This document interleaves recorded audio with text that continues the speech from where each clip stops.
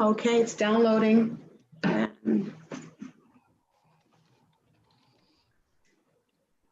Okay, we're live. Hey, welcome to today's session of Chicago 52, where we'll be talking in a collective session about the farming movement. Right now we see that the farming movement is a global initiative that is being taken on, and we are seeing farmers in India protesting. This is something unprecedented. You don't understand. These are literally people that have been the supply chain for the whole of India, which is a ginormous population. It houses the second largest population in the globe. So when we talk about people that feel defenseless, it's a very corrupt sort of scheme where the legislation that was pro-farming is now in favor of corporations and pro-business. And so obviously the people had to take on to the streets and protest. And this is the largest thing that's ever happened, where we're dealing with a regime that is highly fascist. It has been compared and contrasted to the regime of Donald Trump. And in fact, some people don't even feel that Donald Trump is that bad. Modi is more fascist. There are concentration camps in India. So we are looking at the type of people that have decided to riot in a way that has given them so much power, and it's still going on. I think it's about the third week being into it. We are of the firm opinion that these laws will lead to further alienation and destitution of the peasantry. A large population of Indians live in poverty. There is the concept of being untouchable in India. So the scheme and the divisiveness between class is huge. So we're seeing now that the government is under pressure from the United States and also from the World Trade Organization. But we're not even going to look at farming in India. There's a transformation happening now within the USA. For decades, we've produced the bulk of our food through industrial agriculture. So there are parallels to what's happened in India now, as we speak, to what has happened here. We're a system dominated by large farms and enormous amounts of chemicals and pesticides that have been injected into the soil, into the air. And the system, quite frankly, isn't self-sustainable. So we've decided today to look more into it and take this on as a green and global initiative. We feel the need to be very concerned about what we're taking into our bodies, because this affects our health, it affects our environment. And we really need to be more vigilant about these things, especially when we're in a pandemic. So I'm going to take it over to David Rich to expound on some of these principles a bit more. Hi, thanks again for having me. Good to be here. Yeah, so I was doing some research on this whole situation in India, and a lot I didn't know. I've heard about Modi's government, and I heard it's pretty bad, but I never really got into how it is bad. But yes, it's just ultra conservative stance on everything. I can see why they would compare it to Donald Trump.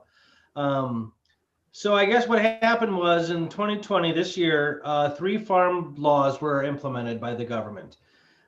They had to do with they had to do with expanding the scope of each farmer's ability to sell to bigger buyers. It had to do with intrastate selling and managing, and it had to do with being able to create a contract with a potential buyer, even though your crops haven't grown yet. So like you see, I'm going to give you this much crops and corn crops at the end of the season, and I'm going to go ahead and start that process now. You can make a contract concerning that, which to a lot of people is a bad idea, because anything can happen in nature, and your corn crops can go to, not work, not grow, so on and so forth. And when I first read the free farm laws, I was like, I didn't really understand what the problem was. And then I started reading further, and I started thinking more about it. It's like, now I understand what's happening. And the protests were organized by the farmers' unions union leaders of farms. And basically what they're saying is that because the Modi's government is so nasty, shouldn't trust it in the first place, which is kind of, okay, I don't know. It could be a nice gesture forward or not. But they also, the one thing that I got out of it is that they said that this opening up, selling to bigger buyers is where it's really kind of the brunt of the problem is in a lot of ways. There are other smaller problems too, but basically because only the big farms are going to be able to do that. Because a big buyer is not going to buy from a small farm because they don't have enough products to give them. So like you said, Alia, the peasant farmers are going to be totally put out of the situation. They don't have anything to offer a giant corporate company. Or if they do, it's pittance, So then all of a sudden you're favoring the big farms, which are already favored in the first place. That's how they got to be big farms, while leaving everybody else out. And like you said, there's a ton. It's like, I think it's over 50% of India's population is somehow related to farming, as far as like actually being farmers or family of farmers or whatever. It's a massive amount of the population. So it's really disconcerting. And I got to say, like you said, this whole protest was unprecedented. 250 million people took to the streets in one day and thereafter. That's an insane amount of people. And I really need to do more research into how they organized all that. Obviously, with technology nowadays, I'm assuming that had a big part of it. But that's an extremely impressive effort. And good for them for doing it and standing up for themselves, because you can't let these, it's just more just the negative effects of capitalism. It's like the big guys win and the little guys lose. Always, always, always, always, always. Anyway, let's bring this over to Anna. Anna, what do you think? What say you? Your microphone's muted. Yeah, sorry. Had the kids out in the background. Yeah, I think this could be just for international front, the first big protest. We have food shortages coming up in other places. We have water shortages coming up in other places. This kind of collective action might be just the way that the new protests go with, this is not the last food shortage we're going to see. And with food shortage, I don't know where they are with water, but it's going to be coming to, I think they estimated 4 billion people in less than 20 years. So we really do need to get to the point where we have equity for everybody. The food is a human right. I recently was in a random political group, and they were talking about what is the first thing that we can start working on collectively that will have the massive amount of impact for people. And it was a group of maybe 10 people, and it was food as what it came up to. It's the most universal thing. Everybody needs it. And it's something that we can teach people also to do in certain environments. So it's, 50% of, you mentioned 50% of the population is in farming. So that is good that they can even just take care of themselves and be able to provide for themselves. And maybe it's something where the smaller farmers feed the towns and villages that can afford the big corporations too. So it is interesting, with the supply and demand, how it was going to work out with the large corporations, taking their food to box it up and ship it everywhere, and versus real sustainable food on the ground that you can eat right there. So it does bring me some comfort that a large portion of the population is in farming, because then they know how to do that. Because I don't know that many farmers, and I know that there's some farmers downstate in Illinois, but I grow a garden and I get some food, and that's about as far as I can help out with right now. So it is with COVID too, COVID is just making this food and supply chain even worse. Yeah. Candace looked more into some of the initiatives that happen in Illinois when it comes to farming. I'd just like her to talk a bit about that, and specifically geared towards minority groups. Oh, yeah, that was in your statutes. I don't have the number in front of me, but it's interesting to see how supportive Illinois is for farmers, the policies and the legislation you guys have in place to help support the disadvantaged group, minorities, or could be majorities, you know, there. Anyway, you know, it's in there. Your government has that to support the farmers, and I think that's a good thing. But I looked closely into it, and the disadvantaged are the African Americans, the Indians, the Hispanics. But then what about the ones that aren't? Like we were going to invite a farmer, Alana, and she doesn't fit any of those categories, I don't think. Her last name, she sounds Polish. So then therefore she might not be able to apply for that grant or get that support. So she's disadvantaged as well. So if you can amend that into a more broader spectrum, that would be able to support people like Alana, who I heard that she experienced a huge loss in losing her farm during COVID in your community. But yeah, and then I looked at India and what's going on over there. And I think what set an alarm, or for me, is that they coined it a phrase, they called it the Black Laws. And, you know, that's not a new term. That term is not new. It's AKA Black Codes, which was coined. They were used as a restrictive laws designed to limit the freedom of African Americans and assure that availability as cheap labor force after slavery was abolished. So I think if you coin something like that, Black Laws, anything that I'm seeing that has the word Black in it, it sets up an alarm to it, which is another story for different days. But I think it was clever. I think it got the attention. I think nobody wants to work for cheap labor, as cheap labor in India. And I think using that terminology was smart, and it was maybe their form of their freedom collective bargaining that Illinois has in place. You have an act, it's a collective bargaining freedom act, where, you know, things like that protest or bargaining, such as it's going on in India, it's protected underneath the law in Illinois.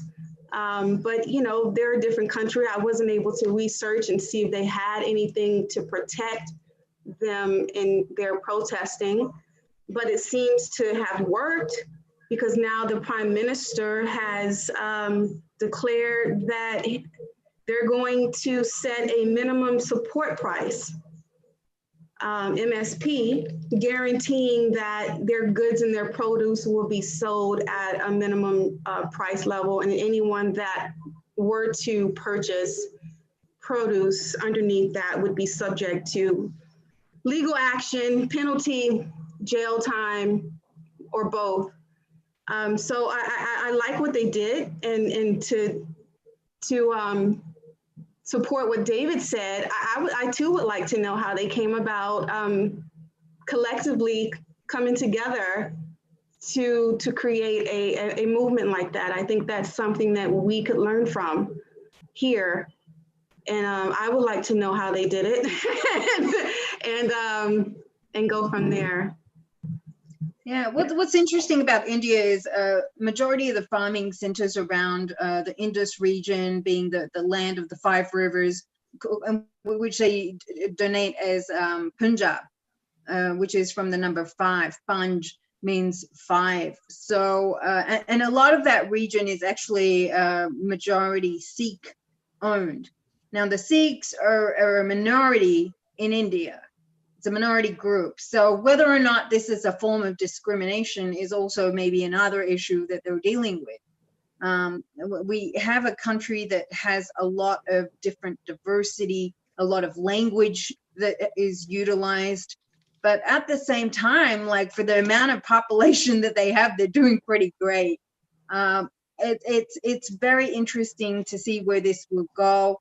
And like you said, I mean, now Modi has had to take notice of this because the number that he's dealing with is too much to handle. Yeah. And I'm sure that his government had to take note.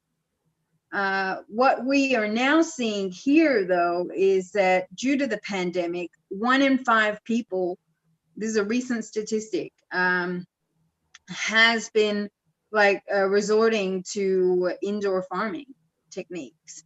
And you would think that people wouldn't be doing that, but it's actually happening. People are using a different form of light for growth and so forth. And so how healthy that is, I'm not too sure. I haven't investigated it. Not quite frankly, I'm not an expert to comment, but you know, like that is something that people are doing. What do you think are the benefits of doing that, David? Do you want to talk more about that? Indoor growing is seeding and growing is definitely a thing, and it's expanding all the time. People are finding new innovative ways to grow stuff inside as the temperature and the climate outside changes. It might be our salvific eventually that might be the thing that we have to do because we screwed up the environment so bad. But let's not get there. Let's not go there yet. Yeah, no, it's the thing with using artificial lighting and artificial conditions, mimicking nature inside, it just can be very expensive. It's very effective. Hydroponics is a very effective set of methods of growing things with water instead of actual dirt, which is awesome. There's all sorts of other things. People are using those really formidable steel cargo containers and stuff. You know what I'm talking about. You see them on the trains and everything. People are growing inside of those all over the place because companies are just abandoning them or selling them for cheap because they don't need them anymore for whatever reason. But again, you need to use artificial lighting. And there's all sorts of different lighting structures and bulbs out there specifically designed for growing. Excuse me. There are bulbs that cover the entire color spectrum so that your seeds are getting every single possibility that the sun would provide. So it's very cool stuff. But again, it's expensive. It definitely is more efficient and preferable to grow outside. I'll say that. If you can, you should. Because it's just, nature's, as of right now, we're still providing all the conditions you need to grow really good crops.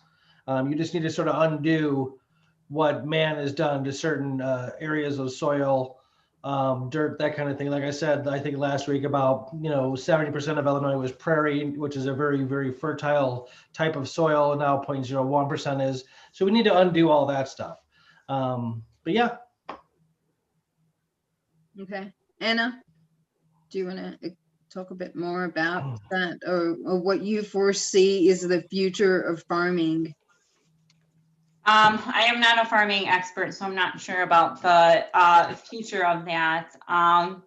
But two things that I would like to touch upon is one from what Candace was saying was, how is India organizing this? It makes me think, to me, I've always said, like, politics is not, you don't really do anything unless it becomes personal to you. Like if you are a mother with a child with a rare disease, you never talked about that. You don't know what that is until then you're in it. It becomes personal to you, and then it's your life, and then it takes you over. Well, I think with food, because food is always personal. And I was reading, there is an article on India Times, and they said between 7 and 9 million people die every year due to hunger or hunger-related issues. And then in that same article, it says there's enough food. It's not the amount of food that is the problem. It's the access to food that's the problem. And that's where we have, capitalistic laws that come in play and keep food away from certain people. And that's just not right. That is not humane. That is not something that I want in this world, or for my children's future. We need to have food ready for people, have them grow it, and make sure that this is a holistic environment and not just a you versus us. And you can sit outside of the glass restaurant while everybody else throws crumbs around. So it's just not what a basic human nature person, I think, would want in regards to having a good place to live. Well, that was actually two of them. The one I wanted to talk about was that stat of how many people die a year from hunger and hunger-related causes. We're not talking about that. The newspapers are not talking about that. Politicians are not really talking about that. It's not a hot issue item.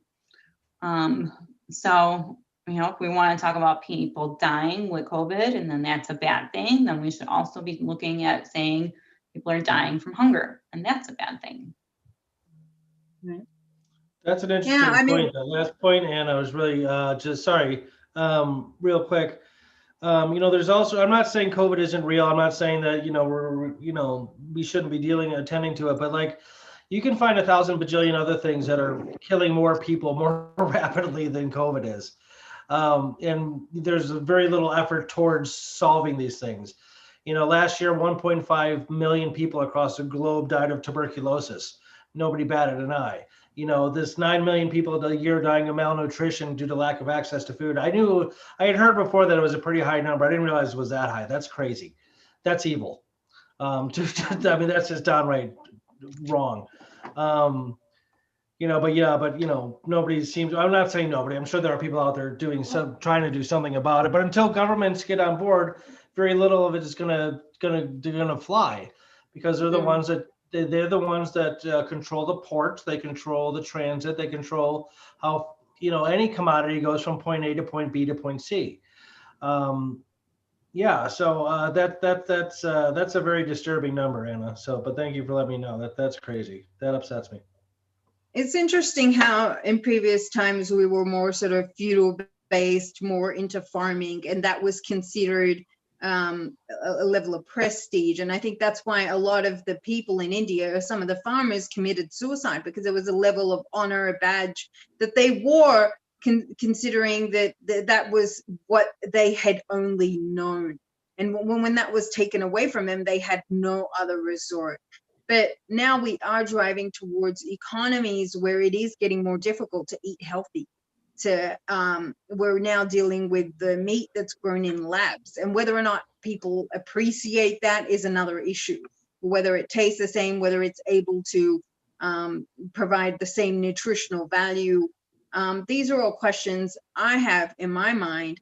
But aside from that, we also look to even the times of the Nile, when the Egyptians were in power, and that was considered the ultimate, economy, thriving civilization, and one of the greatest civilizations marked today. It was the same thing. They had their agriculture and their farming methods were the highest.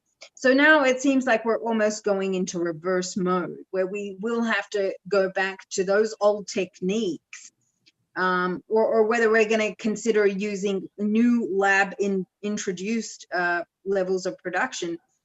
These are all questions that I'm not sure how they sit with people, but quite frankly, I prefer natural over anything that is created in a lab.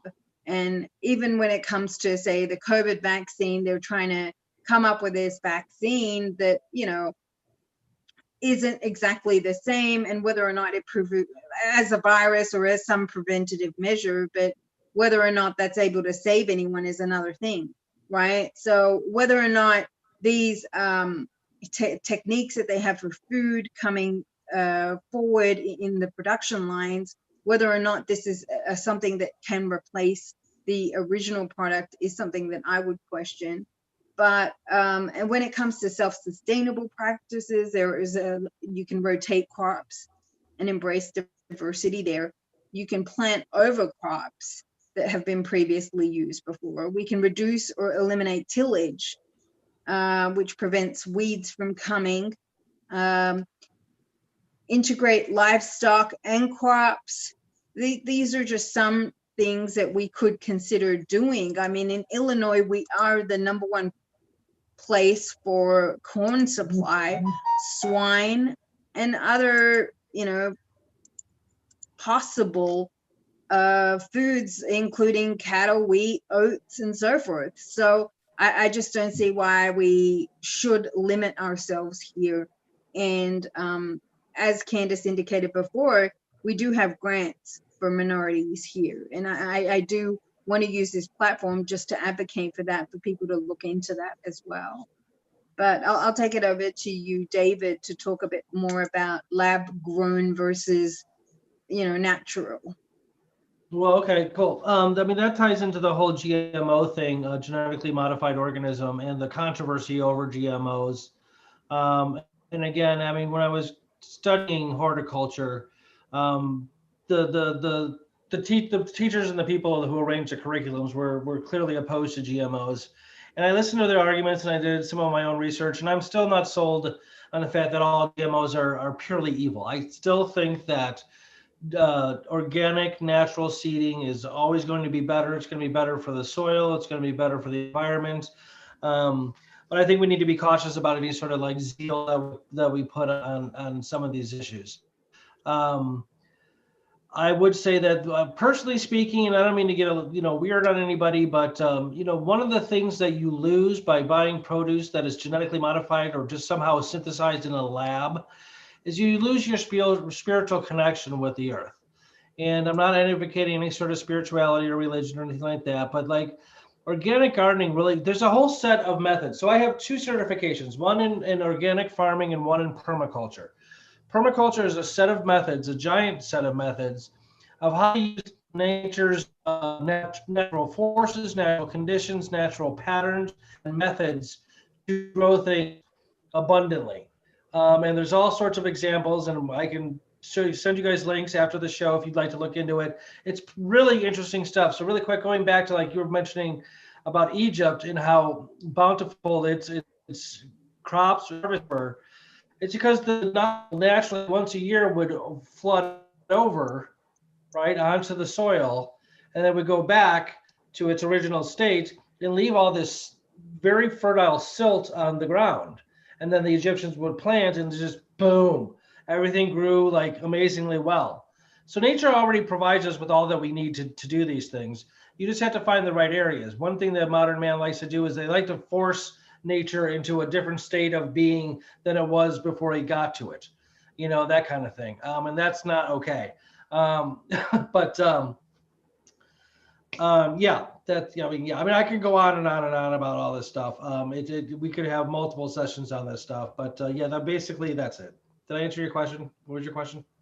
Yeah. I mean, I do believe in some level of spiritualness and connection with the earth and grounding. I mean, I myself, practice some of those techniques. I do believe I have a more soulful connection when I'm in nature. The spirit just comes more alive. I like to be with the natural environment versus a lab any day. I mean, I've also worked in chemistry. I've been locked up in labs, utilized Bunsen burners and created, various chemical reactions and so forth. But I do feel a difference, like the disconnect in between in production of something and having something naturally evolve. Yeah, it does feel different to me. It's just the way I vibe with things. That's all. What about you, Anna? Do you have anything to say on that? I would like to talk about what we can do current day right here in Illinois, and that is to encourage farmers to work with the Illinois Green Party, and we can help build that policy with them on what they want. They're the people who are on the ground in that industry, so they should be telling us what they like, what they don't like, and the team can go ahead and try to put it together a policy and push that through. And so what the party does is help provides that infrastructure to push it to getting awareness out, getting the policy out, helping the next level with here's just what they want or here's what they don't like, but also pushing that forward to the statewide, getting that in front of legislators' eyes and ears, and trying to make that happen more than just a collective group of farmers. We can provide resources that they need to finalize that policy and get it moving and get it aware, and try to convince legislators that that's the right plan. So that's something that we can do current day here in Illinois. We're looking to look at a lot of policy for 2021 and try to still get us on the right track with climate awareness, with revenue awareness, with policies that can really alter the state of Illinois, and not only that, but also be an example for other states. Mm.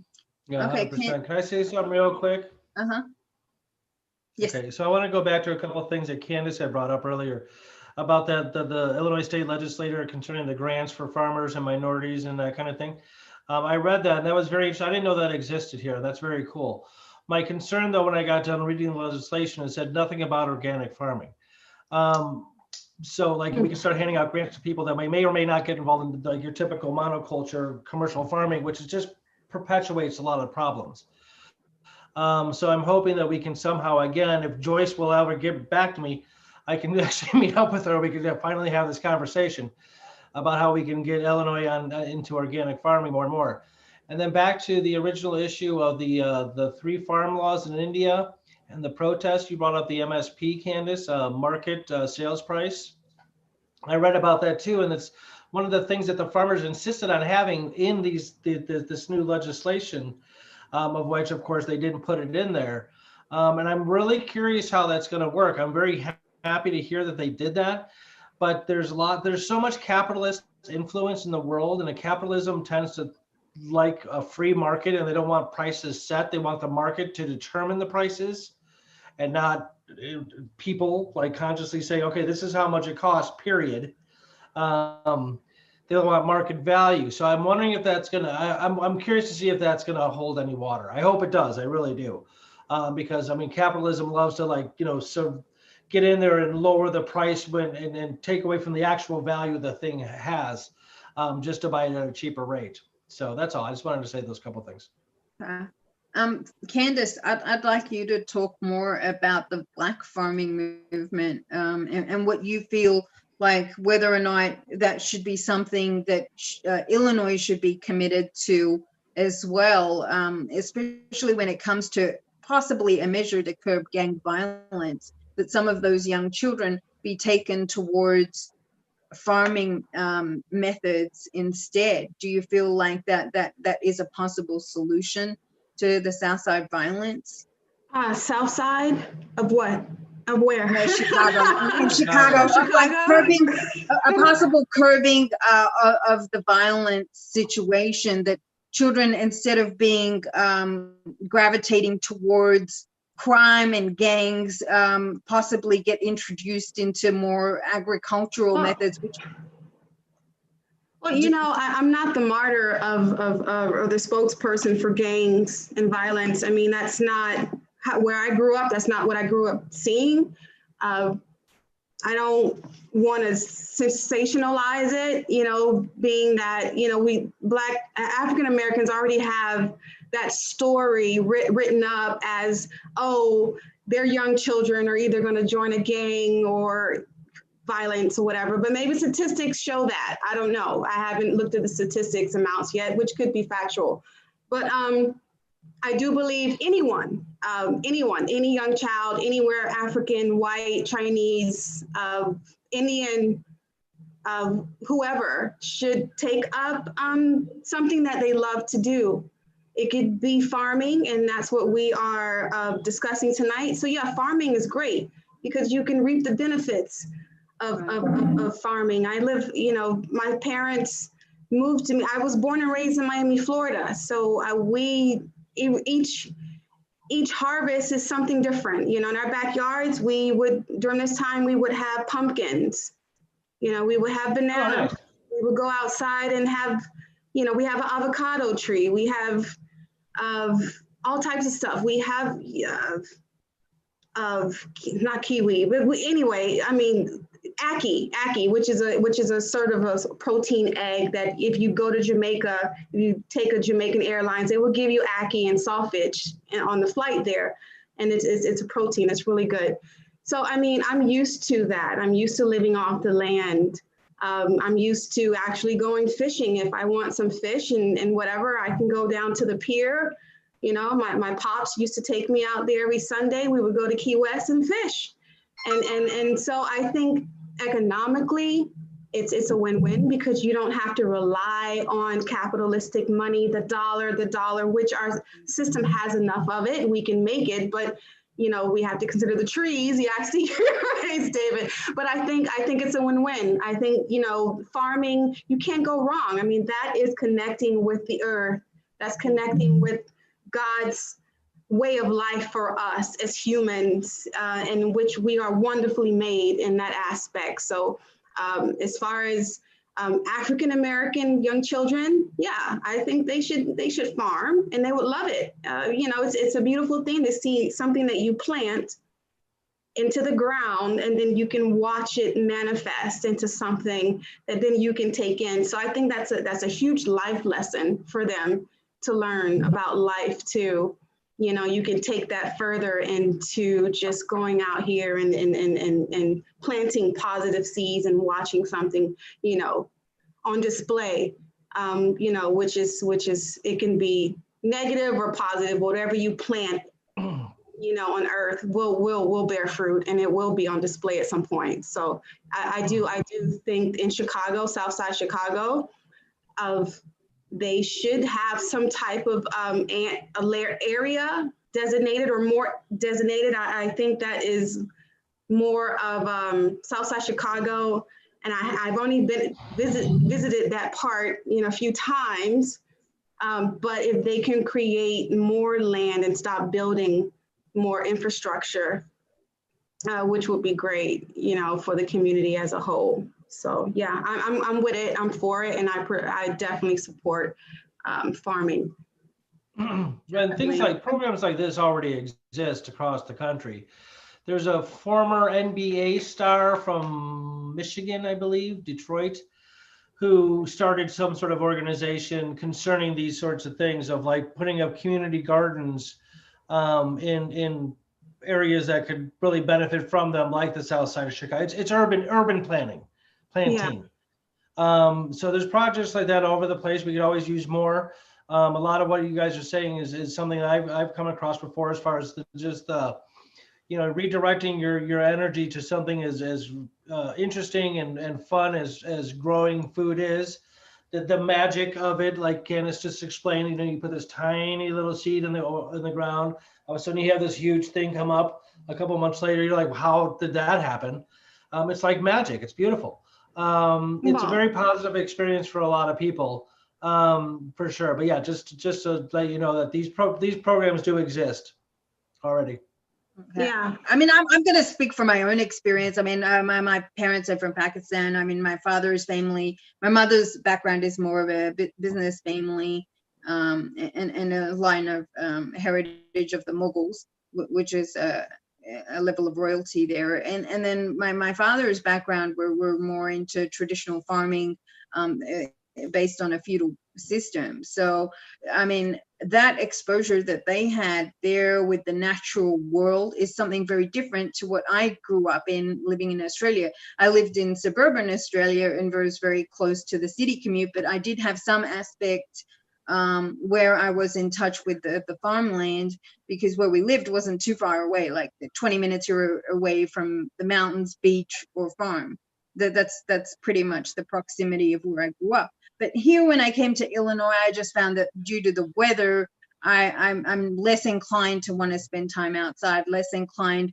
I'm more consumed with the amount of work and things that I have to do that I hardly have that downtime to want to be able to spend that in nature and observe, or have the patience to grow something, or if something does grow, the soil quality is so poor that or the animals just end up coming and, you know, taking over the garden somehow. So like whatever I planted is no longer really there. It's always consumed by whatever is around it. I'm not sure if anybody else has that experience, but that's just a personal thing to me. I myself want to work on having more self-sustainability and looking into some of those grants eventually that do talk about farming, because I do believe in that. I do know that there was a study on organic food, and it said it may reduce the level of allergic disease, overweight people, and that some of the pesticides and so forth were affecting children's cognitive development. So, you know, and then the level of omega-3 fatty acids that a person is exposed to as well. So there are just a few things to bear in mind, I guess. I do want that farmers do come to the Green Party if they feel that their voice is voiceless right now, that they do have an outlet to engage with the Green Party to introduce certain measures further. I do believe that there is an organic movement going on, a farmers movement, and that this gains greater traction, especially during a pandemic right now. David, can you just educate us some more on some of the things that you've learned within the farming process, including soil quality and so forth? Well, the soil, you know, on average across the globe, the quality of our soil has gone down considerably. Again, to use Illinois as an example, from 70% extremely fertile soil to 0.01% as an astonishingly massive loss of fertile soil. The importance of keeping soil healthy has everything to do with the sustainability of growing crops over time. Right now, what you do see in a lot of the bigger farms, the commercial farms, even though they're not organic, they're doing this thing called sequence planting. And because the thing is that when you plant the same thing every year, the soil extracts all the nutrients from the plant. From the soil is extracted nutrients to provide the plants with what they need to grow. So if you keep doing that year after year, the same crop, it exhausts all the nutrients in the soil. So what they do is, like, the one year you'll see soybeans, the next year you'll see corn, the year after that you might see like fava beans or whatever. I don't know fava beans, but in order to maintain a certain level of soil profile, it's called, concerning the amount and types of nutrients in the soil. Soil is extremely important. The whole notion of climate change, and this all ties into climate change too, because soil tends to be a carbon sink. It's sucking the carbon out of the air into itself, as well as the ocean is, which is causing other problems with the soil too. It all ties together into this web of things that it's an interconnectedness thing. It's a symbiotic relationship thing. If you ding this part of the web, the whole thing shakes. And I know it's after 4, we probably have to get going. But yeah, I mean, there's 1,000 different things I could say about the soil and everything else. Again, if you guys ever want to have like maybe a side session or just like something like that, a podcast, just talking about farming, I'd be happy to do that, because there's a lot. Well, maybe you can host a presentation for the Green Party. Okay, I would love to. Okay, good. I taught an organic farming class at the Park District here a couple of years ago. It was fantastic. Ooh, cool. I love doing it. Yeah, I'd like to do that again. Actually, maybe I should look into that, since I'm not making any money. That might be, you know, $10 a head a night or something. We'll talk. Okay, cool. I do love the idea of like how Candace talked about catching a fish and things like that. I mean, being more natural and finding your own livelihood for survival, because we're basically coming down to that. We're back to their basic survival needs right now. There are so many people that really pushed to the limits, and a lot of the prices for things have gone up. I'm not sure if people have taken notice, but there's a level of inflammation in people in inflation, not information, but inflation that has occurred. Both. Inflammation also with the GMO products. I'm just, Oh, but we are now in a time where these are serious concerns we should be talking about a bit more. I mean, You know, if you don't mind, real quick, I think one of the things that I don't remember who said it earlier, but like this notion of Alia, you said this. How about the social prestige and status level of farmers in India, and why they're losing that, and therefore that tends towards like a higher suicide rate. You wonder why, because growing food for people is extremely important and very essential. Without food, you die. Okay, so it's very fundamental to all societies all the time, right? So I could see how in the past it was this prestigious thing because you're providing nutrients and sustenance to everybody as a farmer. Nowadays, what the last thing you're going to value in your life is probably one of the last things you're going to even notice. And food is so easy to get nowadays for most people, or a lot of people, that it doesn't occur to us that without it, things could go very, very badly. And how important farmers are, because I can just go to the store and buy whatever I want. It doesn't occur to me the process behind how that apple got to the store in the first place and how crucial and critical that process is, because there's so much abundance. The last thing a fish is going to notice is water because it's everywhere, that kind of thing. So like, I'm just trying to make sense of like how these farmers went from such a high level of prestige down to like, wanting to take their own lives over it. And I'm wondering if it has to do just with the absolute easy access of most food most of the time. It's a given nowadays. It's not sacred anymore. It's just a given. right. I do see that, and it's concerning now because I feel like people right now in these days are more reliant upon the basic necessities. I feel like now food supply is going to go up in demand, and we need to be able to cater and pander for that. Like I said earlier, the statistics are now that 1 in 5 people are growing from home, and what has caused that to happen, the reason behind that, I do not know. But it is an interesting statistic to look into. And it shows that people are considering food as a resource and the necessity of it, and trying to either be more natural, or whether they believe that it's more healthy eating now that they're not eating outdoors as much as well. So, I mean, there might be a pressure on farmers too as a result, but we need to be there for the farming movement. And Illinois has so much potential when it comes to farmland. I was once dealing with a policy expert who told me that 70% of land in the USA is not utilized. That's a huge number. What is the land doing? Oh, yeah. I mean, we have a lot of this capability here, but not utilizing. Well, I've heard that stat before too, but I mean, is that including like mountain ranges and the deserts? Because those things you're not going to be able to grow there no matter what. Does that make sense? I mean, I don't know if it does or doesn't. I mean, if they're saying there's 70% of usable land in the USA is not utilized, then that would be shockingly high and unfortunate. But I mean, I'd have to look into it. But yeah, no, I mean, then regardless of whether that stat includes mountain ranges and deserts, there's plenty that we could do to get to solve all the problems. Plenty. Yeah, without a big corporation ruling it as well, especially companies like Monsanto that have been nothing but trouble since they they were first in Illinois as a company town in the 1910s, and they ruined the rivers down there. Yeah. And that was the beginning of their history.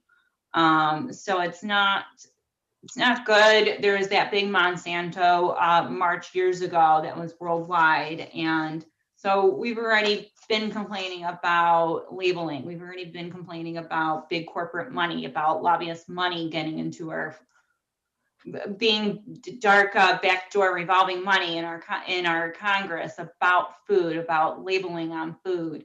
And now with COVID, it's just going to take it to another level. We've already seen before COVID, the packages are getting smaller and the prices are going up. And now with COVID, I think it's going to be, we're going to get into this 4 or 5 years down the line. And I think we're going to see that food. It's not so much the food shortage, because there's plenty of food. It's getting enough money, enough gold coins to get and go buy anything you want. Right. And I was explaining to my kids the other day how our pineapples were, our can of pineapples was $1.20, and we're in the Midwest in the cold, and how, yes, it's cheap for us, but is that also the best thing to do? Because how did this farmer and this pineapple travel so far to get to our plates for $1? So that's right.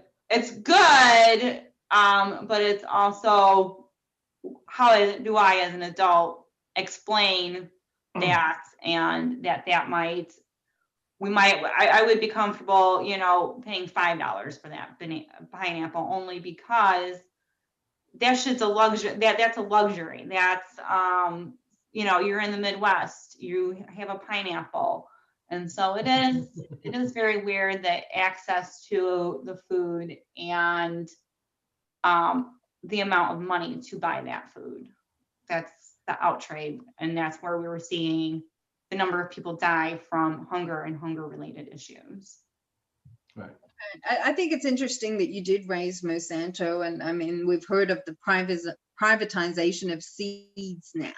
And that there are certain seeds that can only grow once or whatever to produce certain crop, and whether or not this is the way forward or not. But this is somewhere where the Green Party has the capability of stepping in and trying to even implement measures or act as a check and balance in the system, so that we forward can protect our own interests here, because it should be of prime concern for consumers here in Illinois to have enough available for everybody. I think that is very important. And I think that's why the Indian farmers are so concerned, because, they have a huge population. And for most of the peasantry group or class, they're more concerned about their day-to-day living. Is there food, shelter, and water? That's it. That's the basic necessities that they have. That's their struggle for survival. Yeah, it's unfortunate. And I think about that with my children all the time. They're 7 and 9, and sometime in their life, I think that they will have to be in survival mode. Hopefully it doesn't happen. Hopefully it's later and not sooner, but it's sad. Well, yeah, and we have a new administration coming in and get back into the Paris Accord and that kind of thing. And hopefully steps will be made. Look, I'm not a big Biden fan personally, but I definitely take him over Trump any day. But the one perk about Biden is that he's at least attending to the climate change issue and these sorts of issues. He said in a debate with Trump that he wants to basically shut down the oil industry because it pollutes, and it pollutes massively. And that was a promising thing to hear. So hopefully things will be looking up over the next 4 years. If they are, I'm guessing it'll be about this much, but I'll take what I can get right now. It's still huge to where we were at now. But okay, so we are on board with looking more into what we can do for the Illinois farmers right now. And we have the expertise of David Reach here. We know of people that have implemented local farming methods. And as Candace indicated, there was a Maine farmer here in Illinois that now had to question their own survival within the scheme of where we are headed with the pandemic.